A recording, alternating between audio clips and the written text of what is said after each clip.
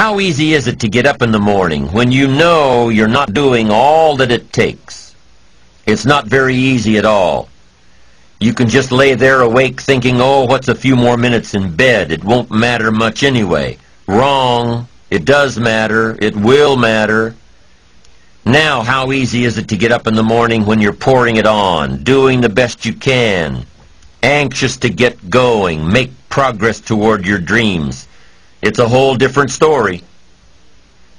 When you're resting to renew your reserves, it's much different than resting to avoid your day. When you're psyched up and excited for your life, when you're excited for what you've planned to accomplish for the day, it's amazing. You'll wake up before the alarm clock even tries to startle you awake. Your successes fuel your ambition. Your successes give you extra energy. Your successes pave the way for more successes. It's the snowball effect. With one success, you're excited to meet another, and another, and another. And pretty soon, the disciplines that were so difficult in the beginning, the disciplines that got you going, are now part of your philosophy. How do you know when you're successful? Do you have to be a millionaire? No. All we ask of you is that you earn all you possibly can. If you earn $10,000 a year and that's the best you can do, that's enough. God and everything else will see to it that you're okay. The key is to just do the best you can. If it's $10,000 a year, wonderful. If it's $100,000 a year, wonderful. If it's $1 million a year, wonderful. It doesn't matter $10,000 a year or $1 million a year. It doesn't matter as long as you've done the best you possibly can. Earn the most you possibly can. Be the most you possibly can. And here's why. The essence of life is growth. The essence of life is growth, to do the best you can. And here's what's interesting. Humans are the only life form that will do less than they possibly can. Humans are the only life form that will settle for less. Every other life form except human beings strive to its maximum capacity. How tall will a tree grow? Approximately. As tall as it possibly can. You never heard of a tree growing half as high as it could. No, trees don't grow half. Trees send their roots down as deep as possible, stretch their limbs up as high as possible, produce every leaf possible and every fruit possible.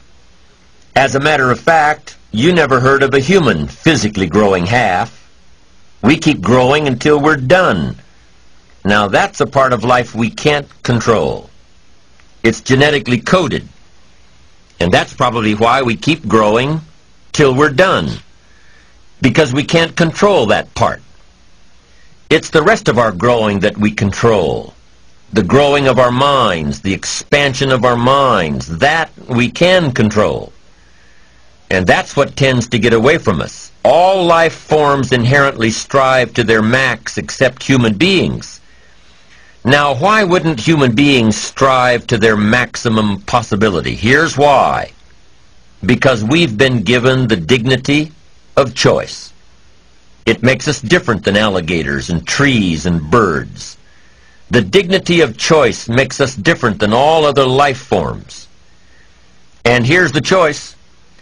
To become part of what we could be, enough to get by, or to become all that we can be. My best advice for you is to choose the all. Earn all you can. Make all the friends you can. Read as many books as you can. Develop as many skills as you can. See as much as possible. Do as much as possible. Make as much fortune as possible. Give as much of it away as possible. The max. There's no life like it. I'm telling you, once I got on track, I've never looked back. Pick up the challenge. Go for it. Take the best of the two easies. Take the root of it's easy to get ahead. It's easy to do all you can. It's easy to succeed. It's easy to have financial freedom. The more you do, the more you get. So the two primary benefits of positive reinforcement are, number one, to build good habits, and number two, to create more energy to fuel your ambitions, your desires, your achievements. How can you isolate what's working for you and what isn't? How can you make sure that you are reinforcing your positive disciplines? Well, if it isn't apparent, easy to see right away, if what you're doing is happening in such small increments that you're not sure if you're on track, then you need to be writing it down. You need to keep a journal anyway.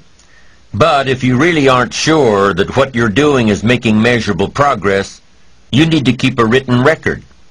You need to write down everything that may be relevant in your day. What you did, who you saw, what you felt, how it may or may not affect you now and in the future. The best way to track your activities of the day is to write them down. The best way to track your activities of the week is to write them down. The best way to analyze your progress through the year is to have written it down. Why? So you can look back on it. Because by keeping a written record of your life, you will be more accountable. By putting into writing the action steps that you have planned, you will easily see what works and what doesn't. Most people just try to get through the day, never writing anything down, never keeping track of their progress along the way, never really knowing if they are doing all they can to reach their goals, to drive their ambition. But gifted people learn to get from the day. They don't let a day end without picking up some valuable experience, some emotional content, some idea that may positively affect their future. To get the most from a day, to learn the most from a day, you need to be able to reflect on the day. And how can you reflect on a day unless you record it in history?